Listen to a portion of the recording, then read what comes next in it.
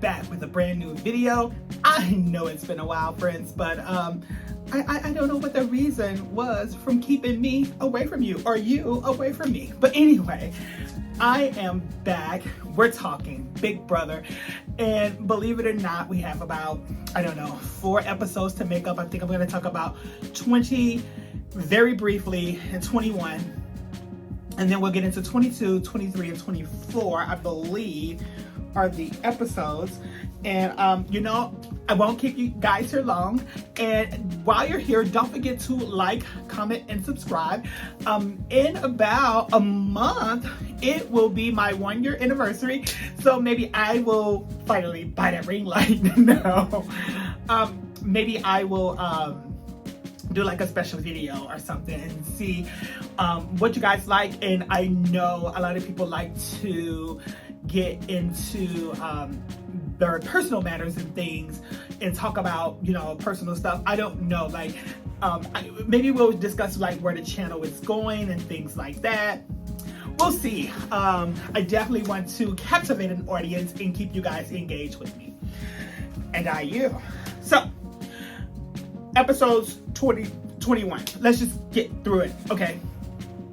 The house was divided and their new BBB split, indoor, outdoor. 2 people go home. So that's about all I'm going to say about that, because I'm going to get into the episode, I believe is 22. And they're all united and it feels so, I guess, final 8 not so good, because, you know, they all can sense something had went down outside, because I mean it was so clear that Jasmine was gonna be the one that went home on the inside, and it was thought to be clear that Alyssa was gonna be the one going home on the outside. But the problem with that is that I don't understand how they thought that Kyle was going to vote out Alyssa and they were together. Like, you can call it a showman's, but at this point in time they were still a couple. It was what it was, and there's no way that he was going to vote her out, knowing that if he voted her out today, then that was the end of that. But it's neither here nor there. Let's see. Kyle and Michael, of course, they talk, and you know, he's running his good game, and they're all pointing the finger at Joseph and how he spiraled and this, that, the other. Michael's kind of seeing through the lies. Here's what I didn't like about Kyle in that Dire Fest situation. It's because I know you were trying to throw a Hail Mary, and there's, you know, I know Big Brother is built on lies, but when you go snitching and telling all of the business, that's something different to be said for. That's all I'm saying. That's something different to be said for. You don't go snitching. You just don't do it. But anyway, he did it. Let's move on. So, the HOH is that miniature house thing. It's one of the favorites that are there, and you know, they always get so close and this and the other, but Turner turns it out. He wins, and it's like it's very crucial at this point of who's gonna win, because you know, at this point they lead us to believe there's 4 and 4, and there's the after party and the rest of the leftovers, and we're gonna see who the hell, what the hell, how the hell. Anyway, Turner is always in these situations, and I think he handles it well. Better than all of the rest of them, and he likes to shake things up, and he kind of does. He's in an alliance with everyone in the house, yes, and what he's gonna do, because at this point he's talking to Monty, he's talking to this person, he's talking to that person, and he knows whatever he do this week, the cards are going to be shown. They're at this point where there's not, 16 of them anymore. They're at the halfway point. We are getting down to the nitty gritty. The summer is almost over, friends. So, if Monty didn't think that there wasn't a small group. Oh, so then Monty, I forget how the conversation goes, but he's talking to Turner and he's saying how Kyle told him that there was like him, Joseph, Kyle, Monty, Joseph, and Taylor was like a group within a group, or somehow, no, that Brittany, Michael, and Taylor was all in a group. And here's the thing, like, you were a group in a group, so why did you think that it was so impossible for another person to think of a group within a group of a larger group? That's a lot of groups. But anyway, nevertheless, he did. And the nominations are here, and Taylor, what's his name, Turner, he puts up Taylor and Brittany. And it's like, for real though? But anyway, with a possible Monty backdoor kind of situation. Anyway, the leftovers at this point are done. You know, they're all pissed and this, that, the other. Get into episode 23, and Kyle admits to Monty about the leftovers, that he tells all of their business about the leftovers, and pretty much says that they pointed the finger at Joseph, and Monty's pissed. Of course he is. Like, yeah, the man may be gone, but you knew that they were very good friends, so why the hell would you...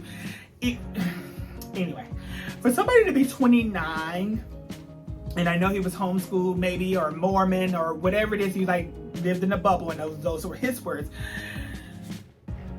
You know what, they probably don't watch TV. But anyway, so let's move on. The claws are starting to show because of the whole situation with Kyle, and now they know that Joseph wasn't really this person that they were making out to be. Michael is ready to show his cards about Kyle and his suspicions of a cookout too. And you know what? I honestly thought that somebody would think that it was going to be a cookout situation day one. I just did. Like, I mean, it just happened. Anyway, so I wasn't surprised there. It definitely was something.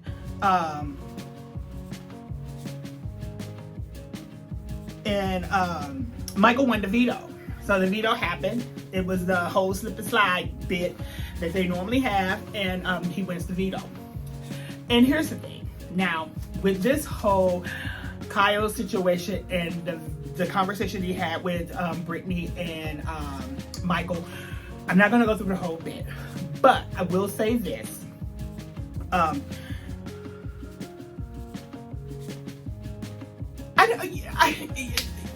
Brittany and Michael really had nothing to lose, and they probably had everything to gain, because I honestly think they really wanted to keep Taylor and Monty there. And with Kyle and all of his shenanigans that he pulled, it's like, yeah, you played a card, okay, fine. And you know what? I'm not gonna go on and on about this. And like I said before, he claims to live in a bubble and this, that, the other. But if you're gonna put yourself on national television, knowing that you don't have the social cues or the social skills or the world knowledge of how a lot of situations go in the world that we live in today, I don't know if you would want to put yourself in that kind of situation, but he did. And you know what? We all got to learn somewhere, and we definitely do have to have those hard conversations. And the sad thing is that still today we're having them. At least they are being had. But when are we not going to have them anymore? Never. They're always going to be a thing, and we're going to keep saying, oh, well, at least we're having them and talking about them, which it shouldn't even be a thing anymore. But anyway, I can go circle and circle with this. At least we're having them. See, the circle is happening again, so I'm just gonna move on. So but you know, and I like how they held Brittany and Michael accountable for this information, because they had it 2 weeks ago, and if you didn't try to gain anything from it, it just should have been something that happened, that was told, not necessarily then and the now, but then it was like, oh, well, we had to do this and we had to do that. Now, you know what? They edited a lot of things, so you don't know how the events play out, that they didn't get to have those conversations with people. But when they did have the conversations with people before he went to make this a thing, or to anyway, have the conversation. I don't want to choose the wrong words to have you guys coming for me. I know there's only like 15 of you guys that watch me, but even if you get this far, but don't come for me. That they at least have the conversations they heard about. Like I like the way all of the conversations went. I like the way the sit down went, and I like that they held Brittany and what's his name accountable for that. Michael, and you guys know I love Michael. I honestly think that he's gonna win the thing. But I don't know if that little situation with them withholding the information is gonna hurt them in the end. Who knows? They don't have Kyle votes, you best believe that. The veto meeting happens, and it's no surprise. It is Brittany. He saves her, and then there's no surprise that Kyle goes up on the block. But what if, friends?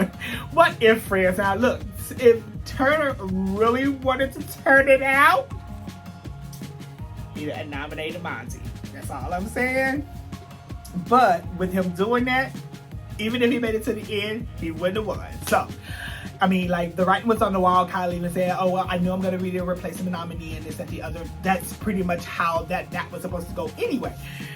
I don't know. It was a very touching week for them, friends. And I thought they got through it pretty well. You know, you wouldn't think somebody of 29 needs to be educated on things, but we all need to be educated at times. And even something as simple as that, you know, especially in the sensitive world that we live in today, it is very crucial to not assume or speculate or even put things out in the universe if you're not 100% sure of it, friends. And that's just all I have to say about that. Alyssa breaks it off with Kyle, and you know what? Of course she does. She do not want the black backlash of the world or just America if she sticks with him and this, that, the other, and everything that it entails. I mean, it's like you got a lot of work to do, and I mean, anyway,